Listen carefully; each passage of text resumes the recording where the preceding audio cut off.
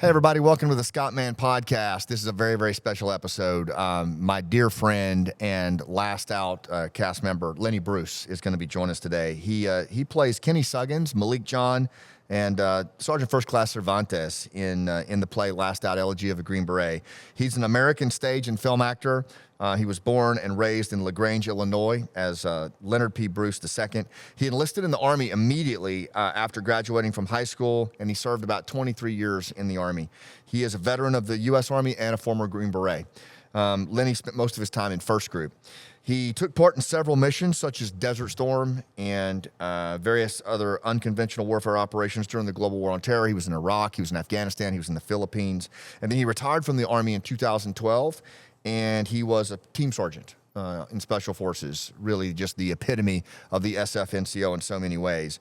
And this was before he embarked on an acting career. As an actor, he pursued theater studies at Fayetteville State University in North Carolina, and then he moved to Los Angeles, where he trained at the New York Film Academy. He studied with Diane Charles at Margie Harbor's studio, worked with Doug Warhit at Castaway Studios, and learned from Greg Allen Williams at Actors Breakthrough in Atlanta, Georgia. And then most recently, he continued his education with me, studying under Carl Bury and Larry Moss in New York City. So what you're going to see about Lenny, he is the anchor of this show. He is the anchor of this team. And there's so much we can learn from him about storytelling and human connection. I'll see you in the episode. Welcome to the Scott Mann Podcast, where we connect like our lives depend on it.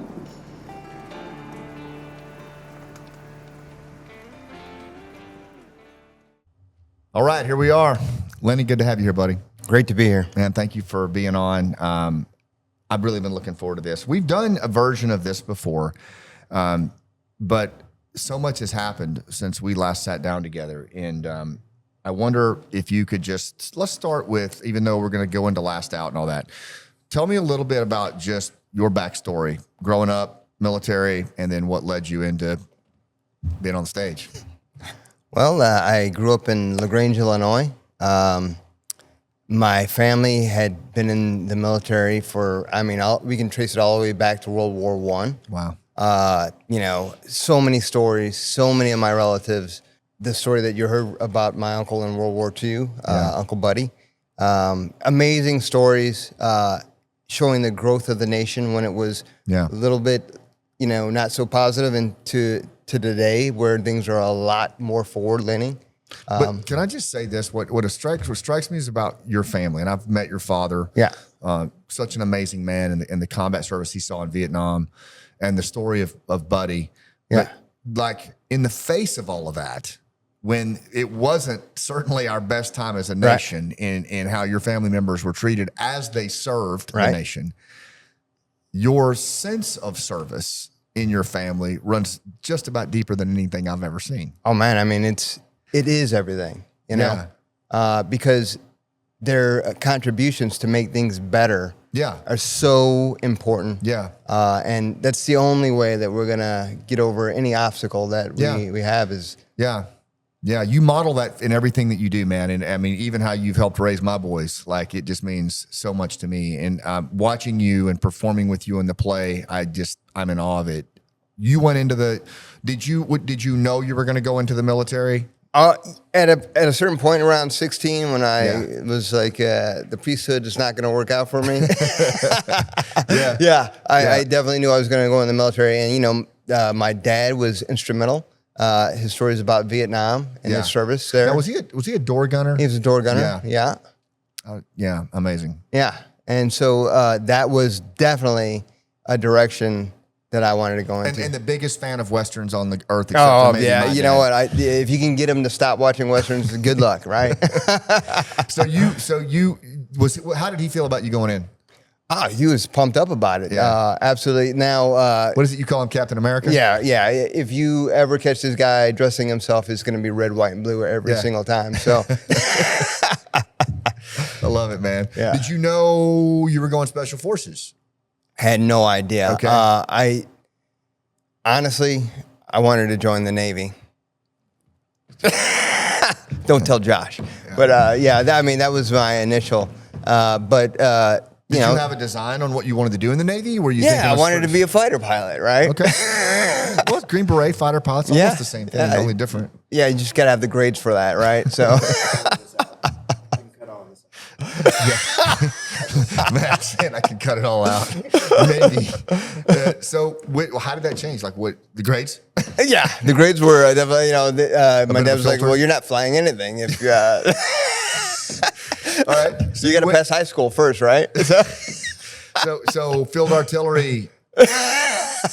Long story short, when I first came in, I was a 31 kilo FM communications. I didn't know that. Yeah. Okay. And so I was in the 82nd Airborne Division. Yeah. Desert Storm, Desert Shield.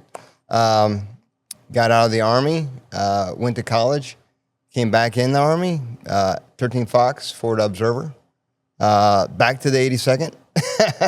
And then I went to Germany. Then I came back from Germany, and then I went to the Q course. Now, when I was in Germany, I went to Bosnia, and we ran into some 10th group guys, right? Right. And they were very instrumental Yes. on me taking that path because they were like squared away. Yeah. They knew their mission. They had great resources, and they guided a lot of the younger soldiers whenever they had a chance. Yeah, I love that. And, you've certainly done the same, and you've been instrumental in a lot of guys going SF as well. You went into SF, first group, and then you deployed all over the place. Yeah. Afghanistan, you and I were there in 04, 05, Yep. right? During Red Wings. Yeah. And then I went to Iraq countless times. More times than you can count. Yeah, probably. and then a lot of times in the Philippines, little war that people and don't. a lot of people don't understand that. Right. There was a lot going on there post 9/11. Oh yeah, a lot. IF and all of that stuff. Yeah, Abu Sayyaf, MILF SOG. Yeah, for sure. And then you left. You became a team sergeant, which was always hard for me doing the play because I'm playing a team sergeant, never been an NCO, and I've got a team sergeant literally right across from me playing my best buddy.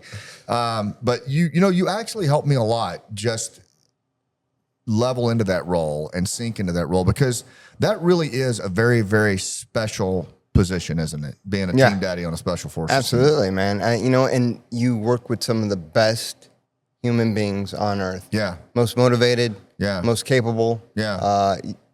Yeah. It's an experience that a lot of people will never ever have. Yeah. So A lot of people don't know that you and I met like through the SF Brotherhood on Facebook. Yeah, on Facebook. Because I didn't know how to find other castmates for this play I'd written. Right. And you and I connected. I sent you the script. We'd been in Afghanistan together, but I was in the South, you were in the East. But you're like, I like this script, man. I think I want to do it. Yeah, when I read the script, it broke me down, to tell you the truth. It was very powerful. And I think one of the most masterful things about this play that you incorporated was how it affects the military family. Yeah, Like you've always said that. That is, it was a profound moment. It was a sense of realization of things that I did and didn't know I did. Yeah. And even some of the pain that it caused. It was interesting the journey that you and I've been on as friends. Like we met each other and it was like almost like instantaneous, like we've known each other all our lives. And I think back when we first did the play, and we were putting it up in Ames' living room or her guest room. It was the only place we had to rehearse. You and I would drive. So I want to tell you guys this: this dude packed up from Atlanta, Georgia, and moved to Tampa to do the play. And I mean, we barely had any resources, any money. He bunked with one of his former teammates and committed basically 2 years to this play to get it on its feet. I'll never forget it. And the drives that we did to Orlando. Long drives. Late at night. To rehearse and to drive back. And we had a lot of talks along the way. Yeah, absolutely. And one of the things that you and I talked about was because you did character stuff, in the play, Kenny, Danny's best friend who's been killed in the Pentagon. He's really based on one of my best buddies, Cliff Patterson, who my Ranger buddy who died in the Pentagon. And I was just always so grateful for how sacred you made that role and how deeply you dove into Cliff's background. And what was that like kind of stepping into a character that was rooted in as one of the, really the first casualties of the war. Yeah. Well, I mean, I think those long rides helped us a lot, you know? Me and you having these conversations about Cliff. Yeah. All the funny stuff that you guys did and got in trouble. You really brought it to life on the stage too, man. Yeah. I mean, that was instrumental in me understanding who he was. Yeah. And how I could better portray him on stage, which is absolutely beautiful. Yeah, it's been the coolest thing ever. And, as you and I evolved as friends, but then also as, buddies on stage, we both left the military, when we left, there was stuff that had happened and just the ways we felt about things weren't, were not the best. Yeah. But I found ways to work through a lot of that and come to peace with a lot of things. What was the process like for you, storytelling on the stage every night, touring the country, as to make meaning out of, the longest war in our history and frankly, a lot of mistakes and a lot of pain? Yeah. Well, I think at the very beginning, I was still angry, even in the process of the play. I've voiced that a couple of times, but I think as it kept going on, everything became cathartic. This experience, this stage life, helped me let go. Yeah, helped me work out a lot of the bugs that I had. Yeah, and to be on stage and telling the story and to heal everyone in the audience and to get people to talk about their pain and suffering. There's no words for it. I think a lot of people don't realize that you are a full-time caregiver to your mom and dad. Yeah.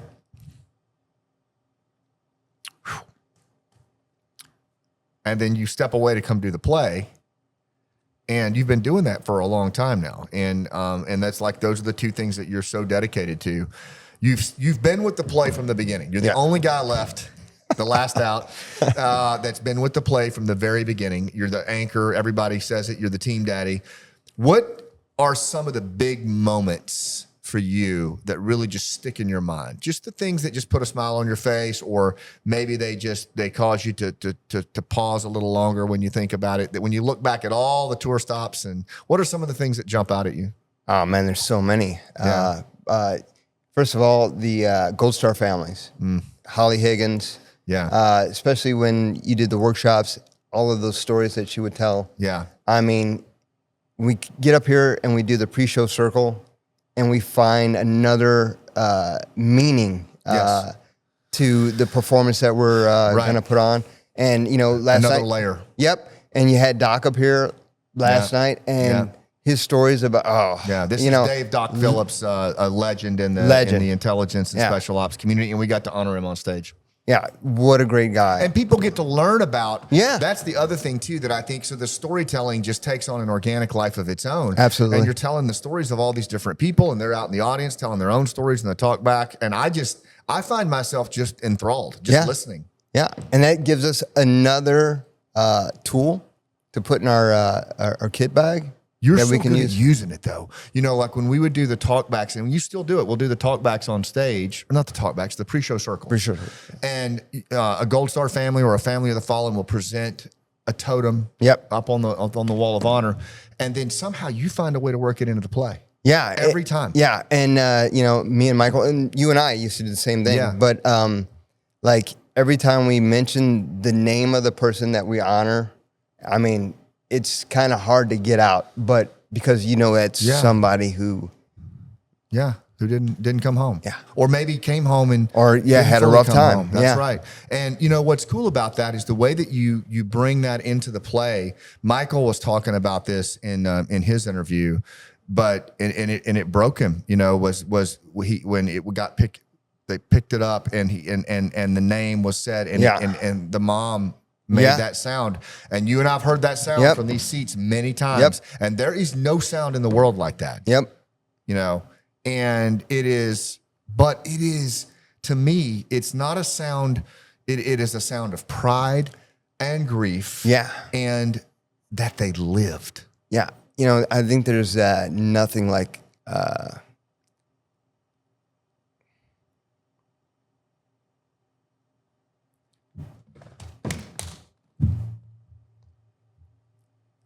The sound of a mother.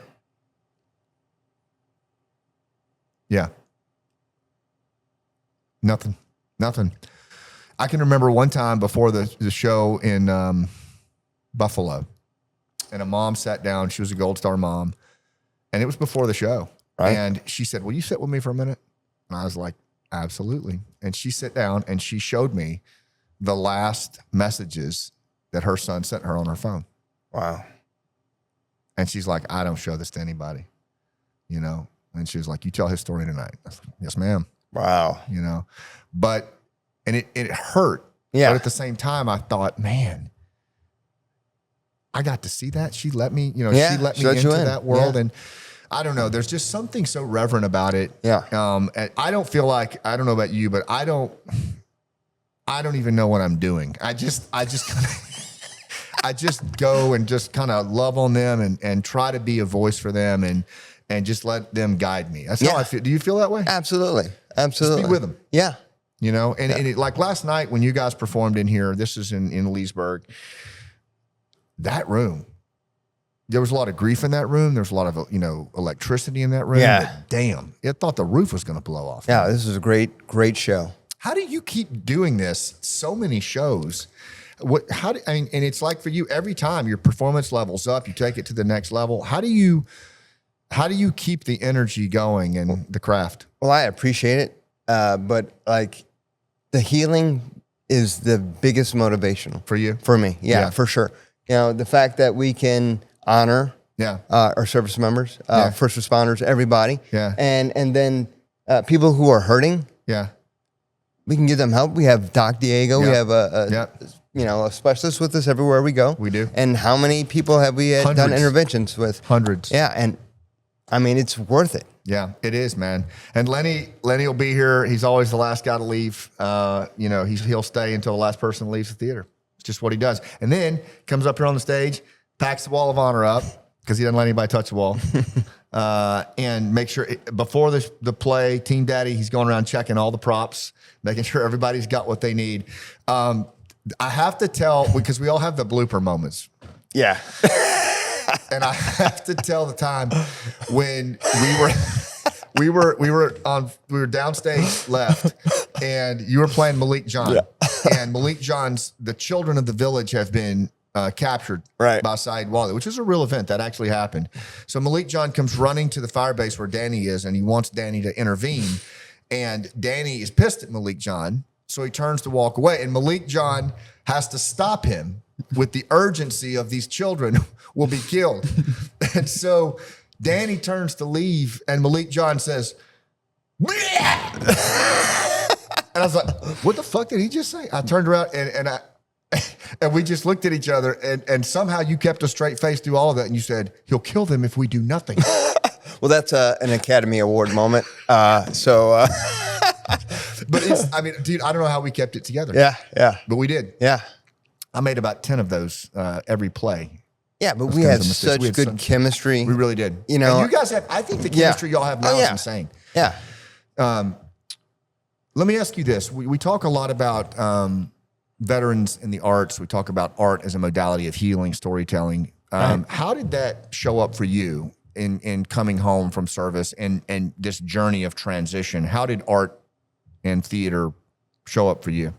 Well, like I said, I didn't really intend to be an actor. I got into acting because my son wanted to be an actor, right?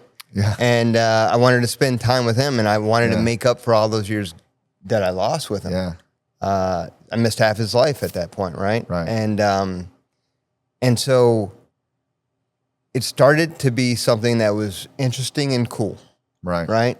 And then when I met you, telling this story about our lives and the lives of so many other people, that literally helped me to let go of a lot of the anger and disappointment that I had created in this world. For me, the art of telling stories is a very healing and profound way to find my own humanity. Yeah. and to share humanity with other people. Yeah. Well, you certainly do it.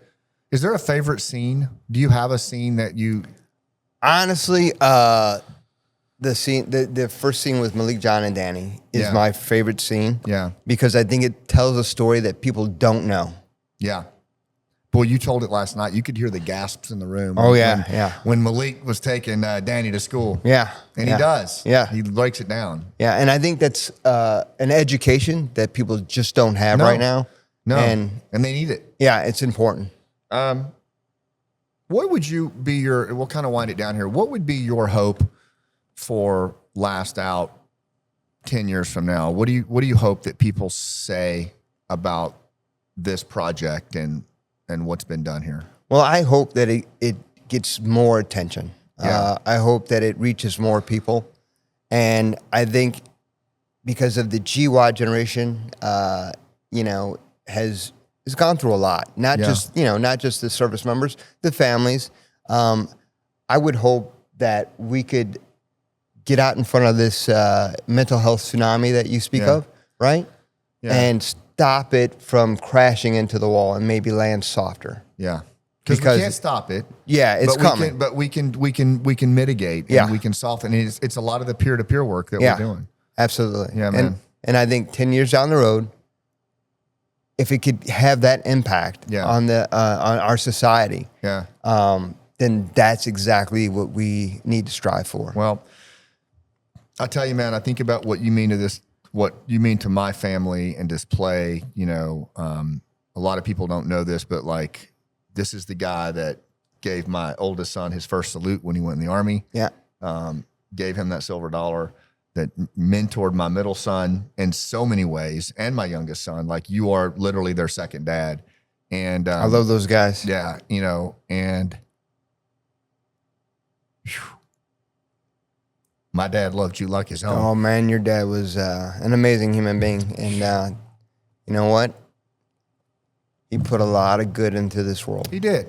Absolutely. And he loved this show. Yeah. He came to this play. Yeah. Especially at the beginning, he was like an Appalachian groupie. He was always there. Yeah. Yeah. But anyway, I want to say that because it's important. What you've done for this play, what you've done for the country, both in uniform and out of uniform, man, we lean on you so much as an anchor, man. Thank you. Thank you for showing us what leadership looks like and storytelling looks like. You're the biggest of the pros, my friend. Thank you very much, man. It's been an honor. I love you all. Love you, buddy. I love you too, brother. All right, everybody. If I can get myself together here, we're gonna close out this episode with Lenny. If you haven't seen Last Out, or even if you have, you need to come see it again. Every performance, it levels up, and the places that Lenny has taken this play and the rest of the cast are just amazing. So if this episode was helpful, man, share it with somebody that could use it. Give us a rating, we'd love that, and just subscribe, right, and continue to be part of this community. We're going to continue to explore veterans in the arts because it's not an accident that we're seeing a lot of change in veterans, first responders, and their families who are exploring all the different aspects and facets of the arts. There's something timeless there, and there's something available for all of us. So thanks for what you do, and we'll see you on the rooftop.